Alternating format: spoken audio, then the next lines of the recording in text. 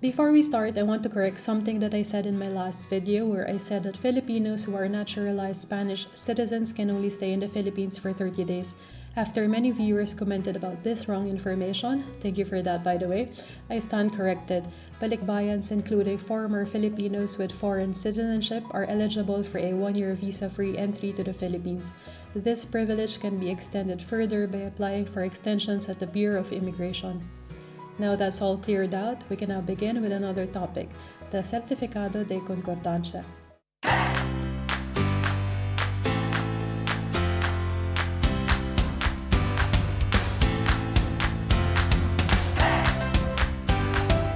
Okay, here's what nobody tells you when you get your DNI.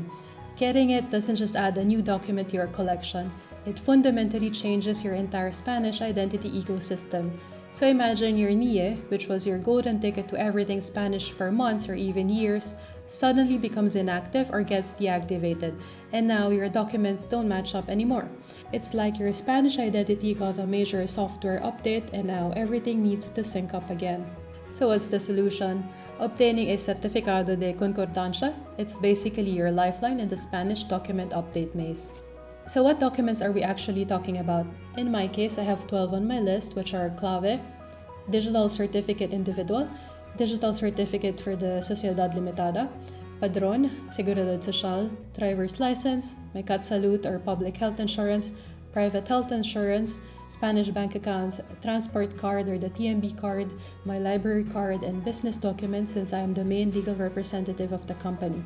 Fortunately, the utilities or bills are not under my name, so I don't have to change any of that. Here's where the Certificado becomes absolutely essential.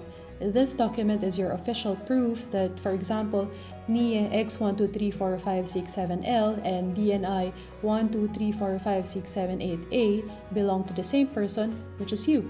Without it, updating each document becomes a nightmare of explaining, reproving your identity, and potentially getting stuck in bureaucratic loops. Think of it as your universal translator for Spanish bureaucracy.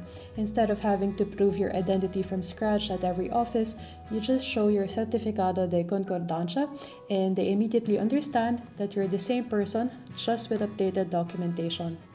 Now, how to get a Certificado de Concordancia? If you are scheduled to get your DNI and Spanish passport in any police station, you can ask during your appointment if it's possible to get your Certificado de Concordancia. If they say yes, then you're in luck, because if they say no, then you will have to get an appointment in another police station and pay €7.31 for the Certificado. Here in Barcelona, you will have to go to the police station in Paseo San Juan, 189, or the Oficina de Extranjería. The main hurdle was getting the cita or appointment because when I checked online, there was no available cita, so my partner and I went to the police station to see if maybe they allow walk-ins since I only need one certificate. But upon arriving at the police station, the officer told us that we need a cita, but she also gave us 2 tips. First, appointment slots normally open Fridays at 7:30 a.m. And second, we have to pay the Modelo 790012 in any bank before our cita because no payments will be accepted on the day of the appointment. So we went on a Thursday to the police station, and the next day, Friday at 7:30 a.m., I checked online and voila, I was able to get an appointment for the following week. Next step would be to fill out the Modelo 790012 online, download the completed form, and go to the bank for payment. When filling out the form, choose the option Certificados o Informes Emitidos a Instancia del Interesado, and as mode of payment, choose en efectivo.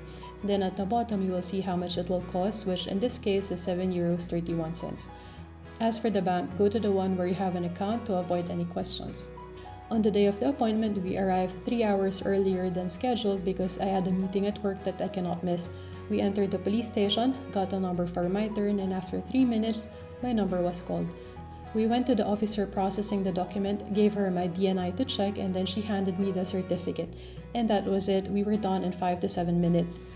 Before you leave, make sure that all the details in your certificate are correct. Your name, your NIE, and your DNI. My name changed because my middle name or my mother's surname was included in my DNI, whereas in my NIE, only my first name was included. So again, before you leave, check carefully all the details. When we got home, I downloaded a digital copy of the certificate, which you can do by scanning the QR code at the bottom of your certificate and entering the CSV number, which can be found on the left side of the certificate. Once you have the digital copy, you can print as many as you want. With a certificate on hand, you can now start making appointments to different government agencies so they can update your documents.